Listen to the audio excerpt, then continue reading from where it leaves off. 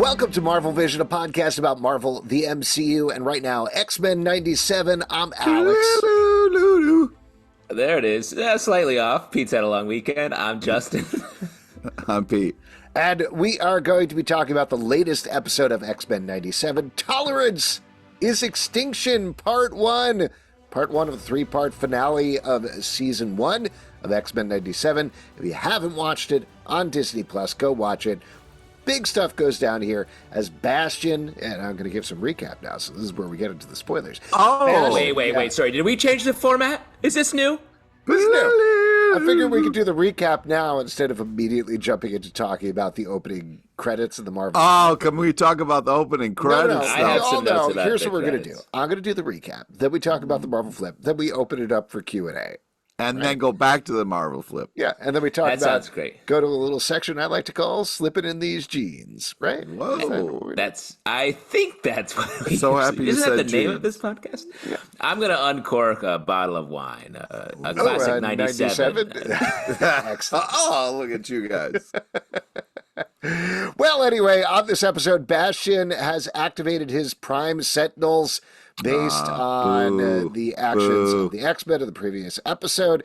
Everything goes horribly wrong for pretty much every one of our characters this week. The X-Mansion gets burned down. We get a kick-ass action sequence with Wolverine and Nightcrawler fighting back Come to try out. to save and protect Rogue, who basically sleeps her way through this entire episode. Oh, man. Like, Nothing like some good sleeping. You know what I Super mean? late. Super When you need a nap, you got Yeah. That doesn't is matter what's going 100% on. a stress nap. She has had a stressful couple of days. She's like, I'm just going to curl up like the little kitty I am. Maybe she's had too much sugar and she's having a little. Oh, boy. Wow. Meanwhile, we get Roberto and Jubilee still dealing with his mom, who, per the show, has a complicated reaction to Roberto's coming out that I thought was very nuanced and well done.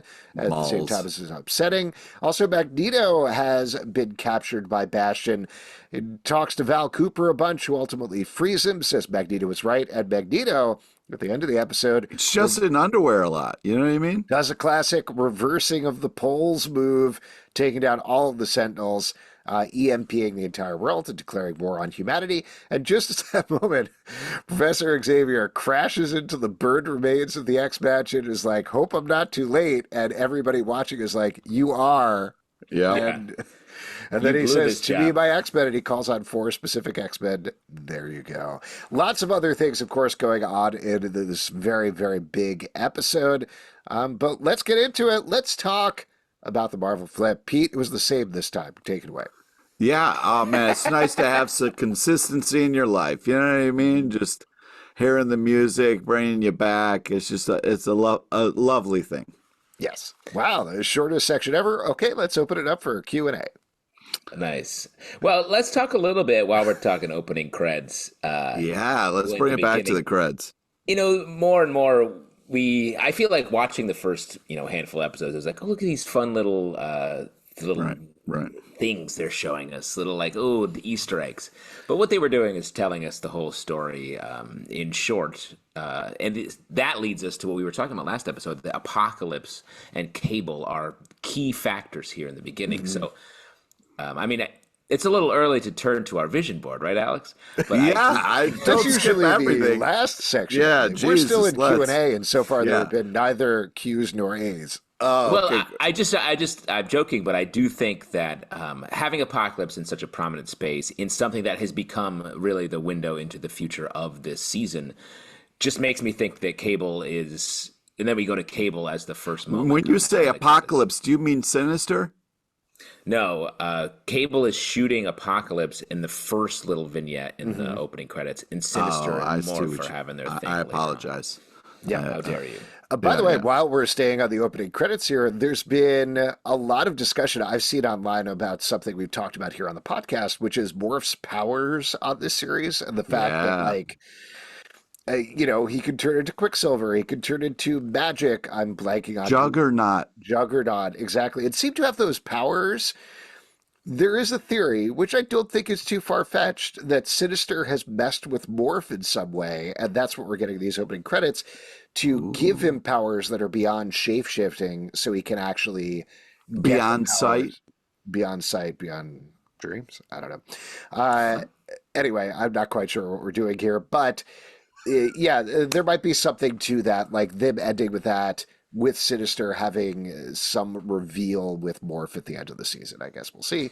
But to your I think, point, yes, they've been laying in all this stuff all along. and the only other one I would call out is the moment where we see Bishop in that little flash, and what's in upon closer inspection looks like the alt future Storm and Wolverine.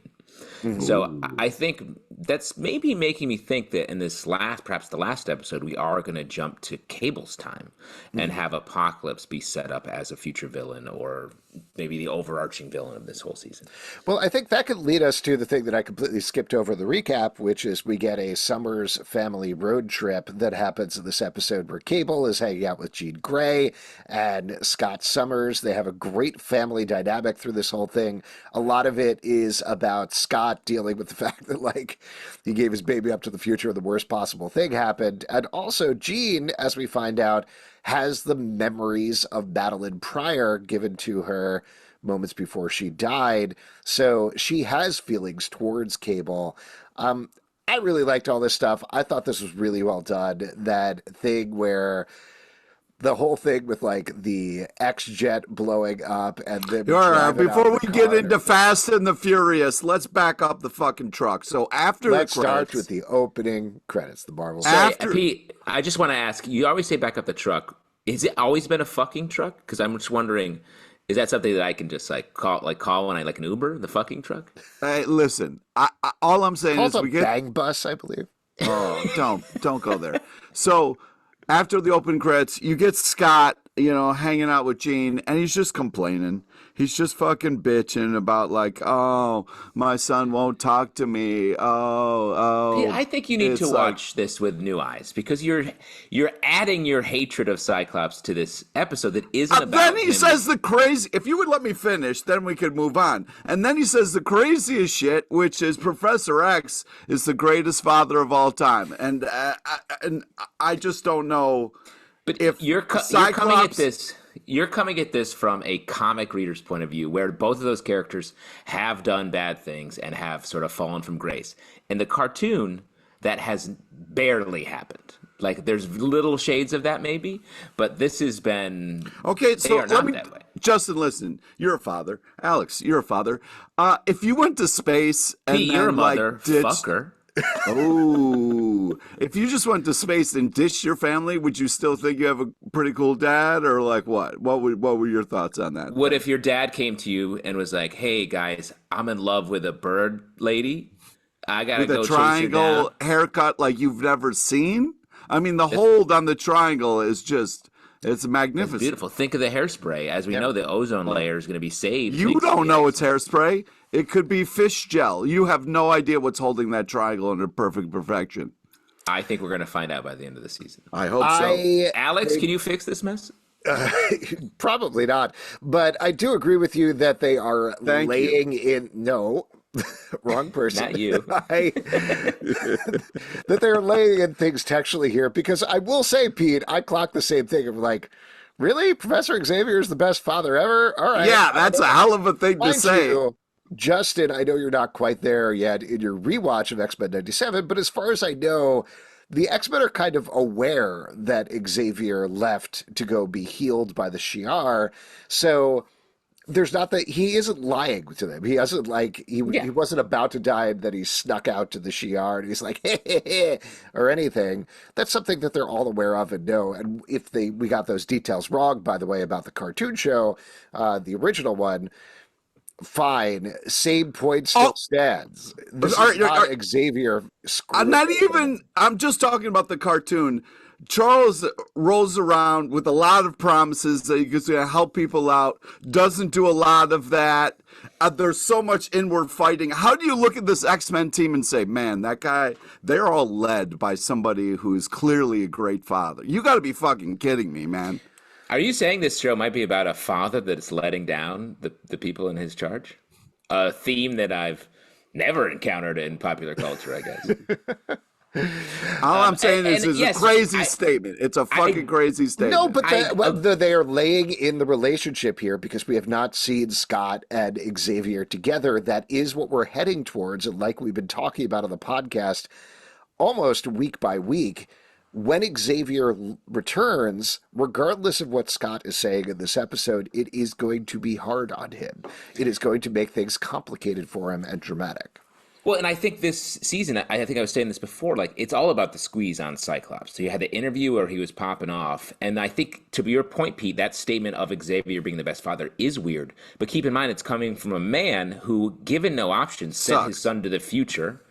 He had no choice. Bishop was like, Cable was like, yeah, Bishop vanished immediately. Like, that's a bad babysitter, I'll tell you that much. And now he's talking about Professor X, the father that also sort of abandoned him because he had to go do something that was beyond his circumstances. So it's all about the squeeze on Cyclops, and you can hate him or for whatever reason you want to, but the show isn't telling you to hate him. It's showing you that he's under immense pressure and maybe hitting a breaking point alongside. Is that anything you could relate to, Pete, or no? I get it. Cyclops is he's a flawed leader, and gosh, he's trying his best. I'm just saying he sucks as he's doing it. All right. I don't think there's anything wrong with that. They all suck. Though. That's kind of like that's the point. Of I don't think X-Men. They all suck. They do. They're all flawed. They all push. They all make mistakes. They all make mistakes. Yeah, exactly. they all make mistakes. Yeah. Like for instance, word, huh? love saying the squeeze. What kind of juice you drinking? Squeezed grapes that have been sitting around. Grapes. They're squeezed by feet. Their feet squeezed. Oh man. Just so you know, unlike like Madeline Pryor, when I die, I plan on pushing my memories toward one of you two. Which one of you would like them? Ooh, Pete would? Really? Wow, great. What a super volunteer. You just made a huge mistake, Pete. Or maybe the greatest. I get to live two lives. Can we, while I want to jump onto something else that I feel like maybe we can all agree on or at least talk about in a reasonable manner. So we get some big, they're not MCU connections, but MCU tangential things in this Tons episode. Of cameos in this episode. Hold on. I wanted to talk about the Cable time travel thing because we get established the rules of time travel here, very similar to how they've been established in the MCU. They talk about the mystics of Kamar-Taj, talking about fixed points in time. Hard time. If you want to call them canon events, if you want to call them fixed points, etc. It's something that they've touched on in the MCU. They touched on the Spider-Verse movies, etc.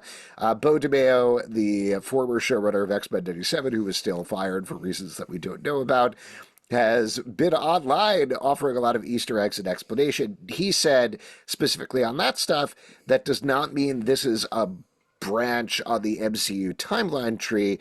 It just means that it's easy shared language, that rather than having to reinvent time travel and explain it to people, using the shorthand that Marvel viewers already understand makes it easier to get forward and move to the interesting stuff in the episode, which I like that explanation. I agree. And I think the biggest factor to look at is right off the jump, Cable's outside shooting bottles. Oh, never a good sign. He's affecting any bottles that might play a larger part in the MCU going forward. That's called the bottle fly. The bottle fly effect. The bottle fly effect. If one of those bottles flies off and hits a mailman who's delivering a very important letter or something. I would love to see that with all the cameos in the episode. Willie Lumpkin gets his neck sliced. By a loose Cable bottle. Do we want to talk about the cameos while we're staying on that since Pete brought it up? So we get a ton of them in this episode. First of all, in Cable's explanation of what he weirdly describes as a utopian future where, which I did not understand the phrasing on that. Well, agree. And this is sort of the crux of the episode in a way where he's saying like this future and he calls it a utopia for everyone, right? I think so. Like we get to see it's confusing because I thought it was a shout out to the comics. Which comics? The X-Men comics? No, the Utopia wasn't there. I thought there was an X-Men Utopia event. I remember seeing it on a maybe bunch of there might have been potentially. Yeah. The word utopia gets thrown around a lot in everything. So yes, but you might be right, Pete. I honestly don't remember that, but could be. I think though, just to lay it out, he says excuse me, there's 300 years of war with Bastion and the Prime Sentinels. And at the end, what we see certainly looks like mutants, there human. is. Okay, all right. Yes, there you go. It had that kind of like X in the middle of the O, the Utopia. You don't remember that? I do not, but I believe you. 2009. Matt Fraction. This is great. Everybody has access to the internet. They have the 300 Years War, and to get to it, then we get to see humans and mutants and robots all working together. We don't really get a lot of perspective on the mutants, though we do see some of them sort of working on a chain gang type line. So it's confusing that it describes it with a utopia when it seems like mutants are definitely the lesser caste here. We see Polaris. We see Rachel Summers. My nerd brain, I don't know about you guys, but we saw Rachel Summers. She has the hound markings on her face. And I was like, that's a different future. That happens in a different apocalypse. Well, I'm confused. But. And to you, I agree. Like, and you know, there's intentionality in all of this stuff. So it's like, there's a lot of like what we have to see a second breadcrumb to know what the point of all that is. Yeah, I mean, we are going to see a series of different dystopias. We get Doom, we get Zemo, we get fucking You're just Nimrod. Jumping all over the place. Yes, we're talking. You're talking about cameos. Okay, you wanted to move on. Are we not? No. It's fine. It's fine. We were just talking about the future utopia, and then. That's a different scene. We get to see Bastion is talking to OZT, Operation Zero Tolerance. We find out, as Pete mentioned, Doom is in there, Baron Zemo is in there, unnamed Chinese OZT operative is in there, who Bo DeMeo also was like, nope, that's nobody. That was just kind of to show regular humans are involved in this, as well as Dr. Doom and Baron Zemo. Later on in the episode, we get to see Silver Samurai, we get to see Omega Red, and we get to see Spider-Man, who is in fact the Spider-Man from the 1994 animated Spider-Man series. Of course, he doesn't say anything. The voice actor for that seems Spider-Man... like he's gonna... Yeah, but you can't tell with the mask. The voice actor was like, yep, haven't heard anything about that. Would love to do Spider-Man 98. Let's get it going. So we'll see, I guess. Nice. Cool. Good. I loved all of that works. stuff. I loved seeing just like fleshing out the world of. We already talked about Juggernaut, Pete. You're all over the place. The whole Marvel universe of it all. I'll throw out a maybe bold statement here, but seeing this stuff gave me a thrill in a way. Seeing characters interact in the actual Marvel comics and even the MCU has not done in years at this point. Well, you know why? Because I was thinking about this too. We also got to see Storm at the end. That's not a cameo. That's she's not a cameo, Pete. She's a cast member. Sorry, I'm just having some fun, Justin. I was just having some fun. I wanted him to get angry. Go ahead, Justin. You got him. You got him. Yeah. Well, and we also saw a sign in Bastion's bedroom that said Stark Expo. So yeah, come on. But what I was going to say is the reason why I think it works here is because it's such a lighter touch. It's like a quick montage where there isn't. I feel like it's in so many other things when we land on a cameo like this, it's like huge, like crash, zoom, reveal. Then we have so much exposition we have to get to, and it just weighs down the cameos a bit. And the way that they can do it here, like they did in the animated series throughout the run, there's Punisher appeared in a video game in a season 1 episode. Hell yeah, come on. That's an insane thing to do. But it's just such a lighter touch that I think it works in a buoying of the story as opposed to a distracting from the story. Well, it works in the same way, to agree with you on this, I think it works in the same way as the Captain America appearance in the previous episode, where it's supporting the X-Men, not the other way around. Like a lot of these cameos, to call something out, I like the Marvels, but the Valkyrie cameo where she hops in and they literally pause for applause from the audience makes me hate that, even though I like Valkyrie, because I'm like, come on, this is about these other characters. What are we doing here? Just bring her in, have her do her thing, have that be cool, and leave. And that's exactly what happens on this show. So good stuff. Do we think now we get a lot of Beast and Trish here? Are they Are they the Ross and Rachel of X-Men 97? Wow. I mean, they're definitely Wow. the Rachel and Joey of X-Men 97. Wow, interesting twist. Yeah. What? Why do you make that? Yeah, distinction? but Because Trish Toby is nobody definitely wants Rachel. them to be together. Nobody's shipping those two. They're not. Her whole purpose, it feels like, the whole purpose of this romance was to have that turn where she turns out to be a Prime Sentinel. When she sets down coffee and then turns into an evil robot.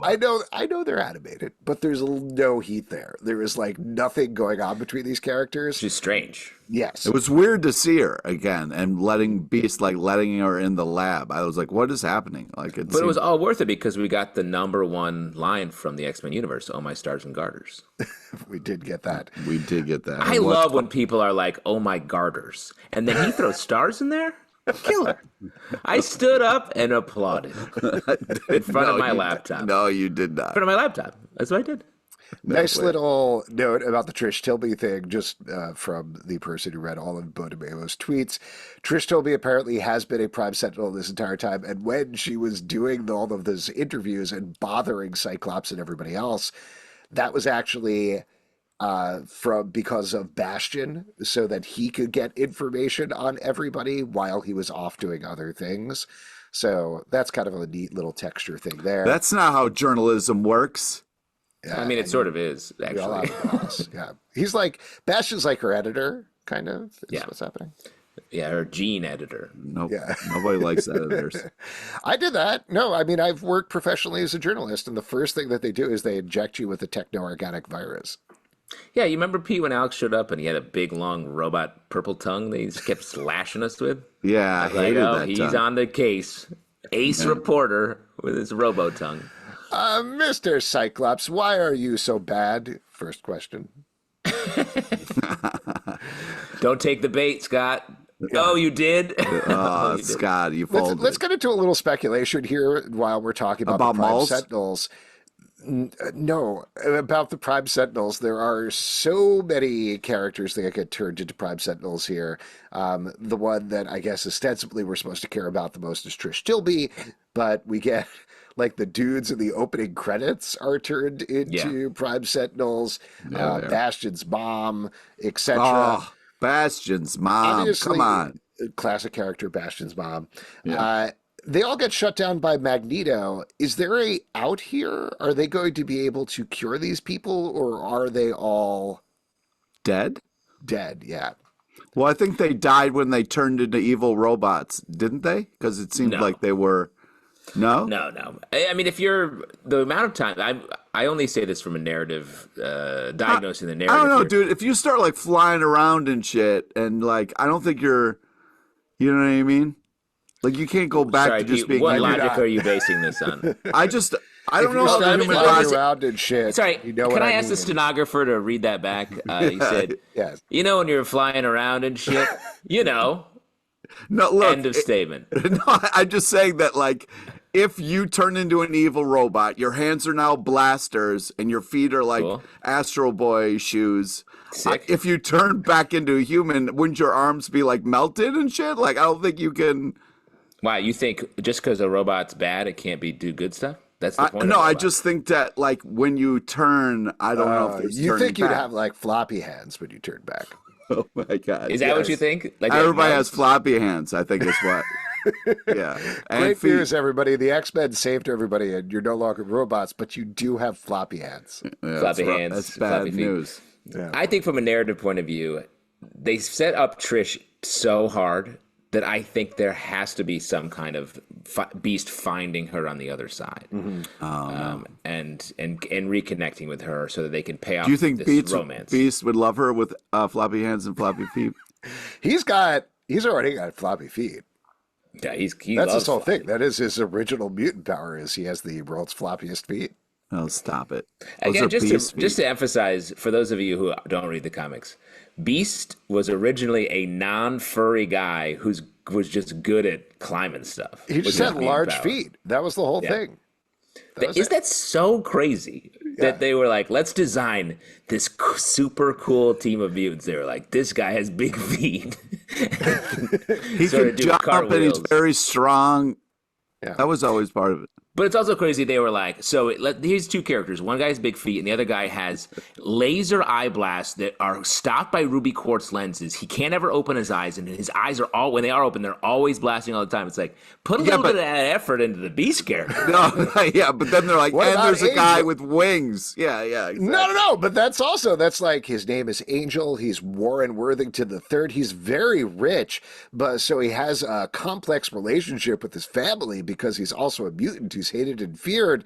And over here, this guy has large feet. And let's give him glasses, too. Okay. Also, he says, "Oh, my stars and garters," a normal thing human beings say. That's I call character development. Nightcrawler said something to Gene I want to bring up to you guys. He said, blood is blood, family is a choice. How do you feel about that? I back it. Sure. Really? Oh, interesting. Yeah. I was like, that's I mean, you can't really choose your family. You can choose if you want to stay a family, but No, but I think this gets into all of the things they've been digging down to, particularly this part, the LGBTQ plus metaphor of saying, which they hit very hard, like we mentioned earlier with Roberto and Jubilee, and those scenes in terms of his mom being like, yeah, totally accept you. I'm going to throw a benefit for Gedosa, but when it's in my face, I feel viscerally uncomfortable and need to move back. In the same way, that's what Nightcrawler is saying to Jean, where he's like, obviously this is not your actual family, but this is the family that you've chosen for the people that you love, that you're comfortable with, that are like you. That is the choice that you've made. So even, I think it totally makes sense on that metaphorical level.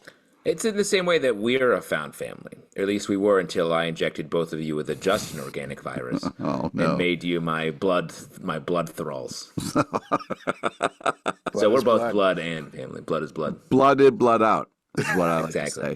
That's what I like to say. That's what we say right before we hit record on this podcast. That's right. I'm surprised that was the moment you brought up with the Nightcrawler, because we got so many amazing Nightcrawler moments in this episode. The fight sequence and everything was just amazing. The teamwork with Wolverine and Nightcrawler was great. But, I still had a few more questions before we got to the good stuff. No, you missed Q&A. Q&A was at the beginning of the podcast. No more questions. Justin was acting up, so I was having a hard time. Acting up. There was a fun scene where Mr. Sinister is just holding up beakers and like smiling in the glass. I know it's a cartoon, and but when you say beakers, you mean like me, right? Yeah, exactly. One in each hand. Great crossover. Hey, Disney, Yeah, crossover. Well, and Pete, you bring up an interesting point, because what's Mr. Sinister doing here? Yeah, exactly. That's my point. He says what he's doing here. He's like, I can have all of these mutants to experiment on my dream.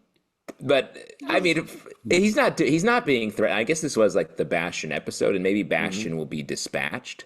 But I do agree. This lends credence to, I think, your theory that there's another page to turn with Morph and Sinister. Because I also agree that Morph has been given a lot, and we don't know where that's going to end. Yeah. By the way, on that note, and I do want to get back to the Nightcrawler Wolverine stuff in a second, because it's the coolest part of the episode. But I don't think we're done with Bastion by any means. Like, definitely Magneto dispatches the Prime Sentinels here right at the end of the episode, but Bastion smiles when it happens. Like, he is too important of a character at this point and has too many plans to not have planned for Val Cooper releasing Magneto. Like, I think all of this is part of his plan, and we're going to see more of that in the next two episodes.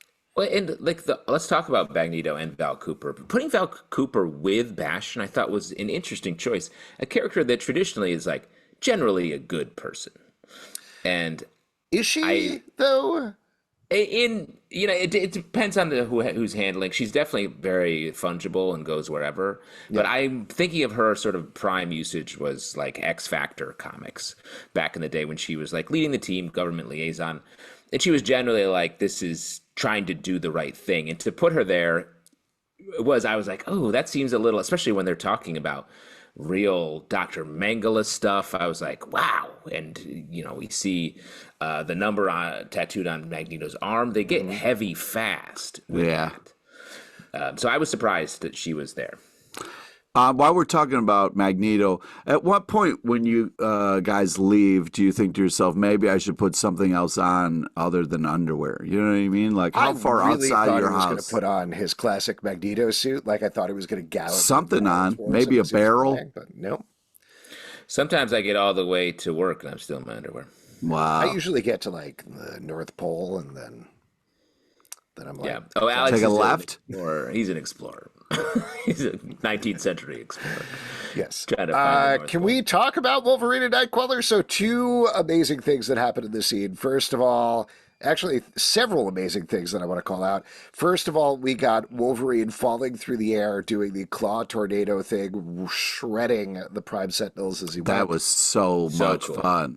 Oh my God. I So could have sick. watched that for 33 minutes. That was amazing.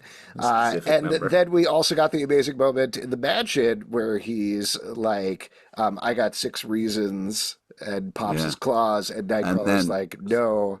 No, you he have doesn't 9. say no. He goes 9. Oh. And get it? No, 69. I do get it. I get it. What? 69. That's not. I don't Yeah, think because that's it. Wolverine says 6, and then Nightcrawler's like, 9. Yeah. You think they were making it nice. 69? Nice. Yeah, that's what he says. No, that's not what's happening. They have 9, and they have that That's- amazing fight scene with Nightcrawler using 3 swords, one with his tail, Wolverine shredding them. And in the middle of this, we got something that I has never seen the entire time we've been reading. What happens in between Bamps? Yes, Yeah, that was crazy. amazing. Wolverine good. being like, Wolverine was "Ah!" scared. Look, you don't ever see Wolverine looking scared like that, Yeah. man. That was crazy. Oh my It was God. great. So I fantastic. love that. Just that whole fight sequence, just from the perspective shifting and everything that happened there, was one of the best just fight sequences I think we've seen coming out of any MCU project in quite some time. Just like really smart, really creative, really propulsive, never slowed down, not Yeah. over complex. Just loved it. It was a great ride there. And while- speaking of great rides, yeah. please tell me that Porsche was pre-established before all of a sudden it just appeared out of nowhere out of a plane. I don't think it was, but I do think it was one of the cars from the X-Men movies. If I remember correctly, I'm probably getting this Easter egg a little wrong, but it's definitely like from something else X-Men that's popped up before. And also the license plate was SL1M, which is Slim, which is Cyclops' nickname. So that was very fun. The whole It's thing. crazy that the X-Men are like, we have to hide from society. I am getting vanity plates. I'm getting vanity plates on a very loud Porsche. Yeah, what's up? Not turn any heads in this. I also But it's in love the Westchester, line. so maybe you Blend. gotta hide in plain sight a little bit up there. The line from Cyclops when the plane's blowing up, and he's like, "I'm not doing this again." Very fun, good stuff. Yeah. And the whole thing of them finally working together, going through the cave, Cyclops blasting the cave as they go, Cable shooting behind, Jean Grey driving the car with her telekinesis. Super cool. Everything. That's family.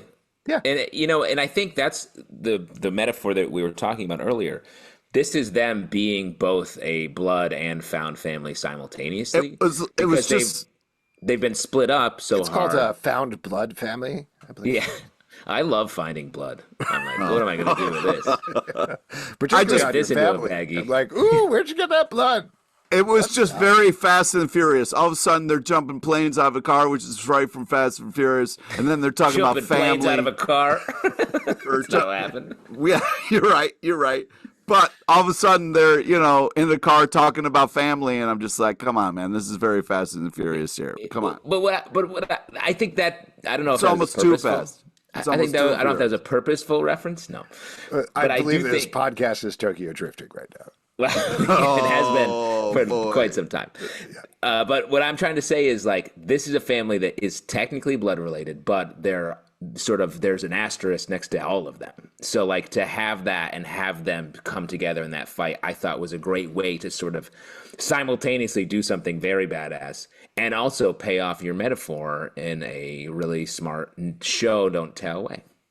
Well, and it also ties into Bastion's whole origin, which we haven't talked about as well, which I thought they did a really nice job Yes. of rejiggering for the show.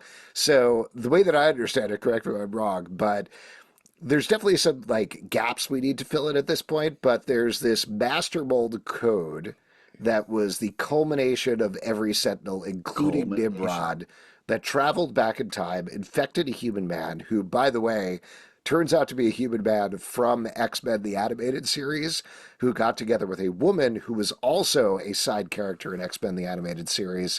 And they had That's probably how they Bastion. met. And yes, they were like, oh, offset, Hey, like it. yeah, Crafty. yeah. Craft Crafty. services. Yeah, crafty. Oh, we all had the same idea. Anyway, Right. so they have Found family. this. They have the son, Bastion, who essentially is a mutant. Like he is a synthesis of man and machine, who is the culmination of all this machine code from forward in time, come back in time. But at the same time, like he has the power to control machines. I'm sorry, I said time. Stop saying time. Good.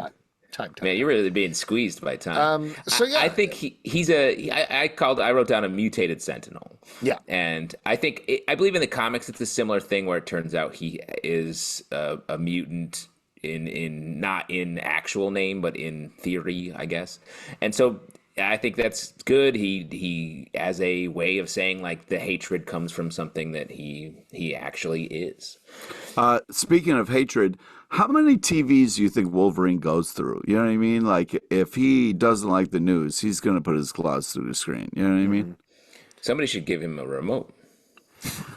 Before we move on from the turn it Bastion off. origin thing, though, I did want to mention one thing that I thought was pretty great. His mother, when they visit her when she's older, is wearing a necklace, and the necklace is not actually shaped exactly the same way, but it is a little nod to the Siege Perilous, which was Hell yeah. part of the origin story of Bastion in the comics, which frankly, I'm glad they did not do it anyway, because it's way too complicated and it would have made this even more insane than it is. But if you take a look back, she's wearing very clearly a necklace, and it very clearly is like the same sort of inset gem as that thing from the comics. Which I thought it was the Titanic necklace at first. First off, this is why I couldn't be a superhero. You go into a house expecting like an evil lair, and there's just a creepy old lady there. I would have left. I'd been like, nope. But you I'm love not doing this. older women. The way that that's worded, I have a problem with. Yeah, sorry, it's MILF Hunter. Is Great. Wow, it's very hard to follow up with what you just said, what I was going to say, which is I thought also that the way in the Bastion origin they hit on some real anti-immigrant rhetoric in the way they did that with like construction workers getting fired because mutants are taking their jobs. I thought I was surprised because it's so different from the other sort of ideas they're dealing with in the episode, but like, man, that struck how present tense that saying that is. well, And, like, that's I thought that was really maybe I'm getting the term wrong, but I believe that's called replacement theory, which is exactly what he's talking about, and it's pretty racist, but it's something that a lot of people believe, and that's one of the big things that this show, like we've been talking about all episode long, is doing so well, is touching on some real big real world stuff in a way that none of the rest of the Marvel stuff has done in any cohesive manner. So it hasn't even attempted really. Yes. It's been anything they've done that tries to speak to the moment, I feel like has just landed really flatly. And this just goes hard and has a point of view. And it's wild that this is the one show like firmly set in the past. And they're also the only show they can talk about today, because also the when the Sentinels switched to PR mode, I thought that was such a surprising turn, and they're just like, this is on the heels of the Roberto moment, and it sort of happens to all of them. I thought that was also really smart and so insidious that's how our modern politics works a lot as well. Something I thought that was super smart is this show answers a question a lot of people have been asking, and that's who let the dogs out. And Bastion was like, he made that clear. It's like, who let the dog out? And so now we know. what? Definitively. Yeah. Yes. Yeah. Sorry, I- did a plane just come out of your car? What are you talking about? Magneto, Bastion called him the dog, Okay. and then he was like, "Who let the dog out? Yeah, I don't think Who? that was a line in Who? Who?" the episode. No, But, he all right. said that. He said that. Oh, okay. Yeah, I he guess said I'll that. have He to sang go it. back and watch. Any other moments from the episode that you guys want to call out in particular? Not. I mean, the fact that the robots had toad tongues, I thought was strange but cool. Yeah, I think it's just leading into the whole horror aspect of it, which we got in the Bastion Mom Seed, we got with Trask in the previous episode. So I like it. It's creepy. Yeah. It's weird. I think we're going to get more of it. We'll see where it goes. Pete? Also funny that Bastion updated the Sentinels, super fresh technology. Didn't update the dialogue very much for their. No. Their tone, the vibe's the same. I mean, I don't think Jubilee paid for that outfit that she ran out of the mall with. You know what I Is mean? that her vampire outfit from the comics? Ooh, interesting. I don't think so. I don't know. Just for anybody listening who doesn't know what I'm talking about, Jubilee, a pretty simple character that's very straightforward. They overcomplicated her at some point to make her a vampire, and then she adopted a baby and became a vampire mom while also being a mutant. So lots of stuff going on with her. She definitely got that black costume under her coat at some point. I thought it was when she became a vampire, but I could be wrong. I liked Vampire Jubilee.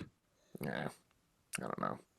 Keep Jubilee simple. That's my presidential campaign for this year.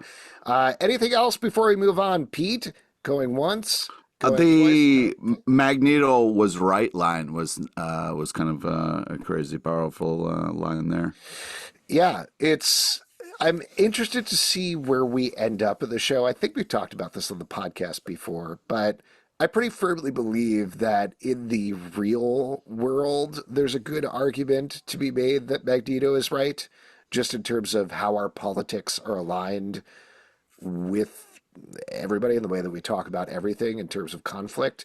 In the comic books, I think we're supposed to believe in the dream of Xavier, and Magneto is not right about what he's talking about ultimately. I'm curious to see where this show falls out at the end of the day. Also, I one think more. we should return to our vision board real quick. Wait, You know what I wait. mean? One No, more. Pete's definitely going to say several more things. No, just one more. I think Wolverine's psychic. You know what I mean? Because he was like, "Oh man, too bad Professor's in here," and Professor immediately showed up. You know what I mean? Speak of the devil, he shall appear. There you go. That was, can we just mention a ridiculous moment, like him showing up in the bug costume? How do you look around at that? How- At the burnt remains of your mansion, Wolverine costume Am I torn. too late? Yes. Did I miss Yeah. it? Yes, you did. I think it was pretty clear you missed it from your entry, but all right. Totally. Come on, man. Come on. It should be. Well, What are we going to turn to the vision board where we look at what's coming forward, what we think is coming forward? Justin, take it away. Well, I mean, I think the Magneto was right is huge. I think the sort of politics of it is really interesting. But Professor X is back. So how are we going to clock this? How are we going to explore this sort of whose side? Is it Scott who becomes the fulcrum here, who has to sort of choose between the two daddies? Because it's going to be hard for Professor X to be super right when he shows up deeply late, like Gambit's corpse late to the party, But the thing that's nice about him showing up is now Storm's going to be back on the team. She is going to be back on the team. That is nice. I do think we're going to get some variation on a lot of the things that we've been talking about here. Some sort of schism type thing where some of the team is going to go with Magneto. Probably Rogue is going to go with Magneto, almost certainly. No, don't Not say to that. kiss him, but being No. like, this is the more extreme X-Men team who's going to take action versus Xavier, who's been gone this entire time, I think is going to be more on the side of like, no, we must be the X-Men and uplifting humanity. And a lot of folks, maybe not even Cyclops, are going to necessarily believe that anymore. So I think we're going to get almost like, I don't know, I wouldn't be surprised. You if the think last Cyclops, who just said this episode he's the greatest father ever, is just going to peace? Except mean, he's changed. Cyclops has changed over the course of this season, and I could Episode, see a though? world. He said where, it this episode. Yeah, that's what you yes. call a setup, my guy. Yes, absolutely. I could see the last episode, that final shot of the opening credits where the two teams are running at each other. It's not the bad mutants and the good mutants. It's half the X-Men of each side running at each other. That's a great call, because I'll tell you another indication there we didn't mention. We see Asteroid M in the top of this episode. Like seeing And that the Blackbird flying out of Asteroid M. So yeah, I think we're going to get a team based out of there. I also do wonder, because Bo DeMeo said to read, and this is something we were talking about in the previous episode, to read an issue of Fatal Attractions before next episode. It's not the one where Wolverine gets a skeleton ripped out, but I still kind of think maybe we're heading towards that. Agree. I was just going to say that. Like, I feel like that's. We talked about this last episode. The Wolverine being on the fringes, just acting out, and not get. We didn't get into. He's the best member of the team. What the fuck are you talking about? I'm not. I'm saying he's just literally like slashing monitors, being a badass, of course, but he hasn't had any character development when he is like a central character. It's not his fault. Scott's a drama queen and taking all the focus all the time. I'm not criticizing Wolverine. It seems like that's exactly what you're doing, bro. I'm literally saying I feel like we're due for a major Wolverine move going forward, and I feel like what's bigger in anyone's life than getting your skeleton ripped out of your body? Can you top that? Yeah. That's like an adamantium bar mitzvah. He's going to be floppy all over the place. Floppy hands. Yeah. Cool. There you go. There's our vision board. I guess we'll see what happens. Onslaught, Age of Apocalypse, all coming as well, I'm sure. If you'd like to support this podcast and all the podcasts we do, patreon.com/Comic Book Club. Also, we do a live show every Tuesday night at 7 p.m. to Facebook and YouTube. Come hang out. We would love to chat with you about X-Men 97, Apple, Spotify, Android, or the app of your choice to subscribe, listen, and follow the show at Comic Book Live on Twitter/X, Comic Book Club Live on TikTok and Instagram, comicbookclublive.com for this podcast and many more. Until next time, stay marvelous. Floppy hands, floppy hands. That's who you were thinking, Pete. I knew you were thinking that.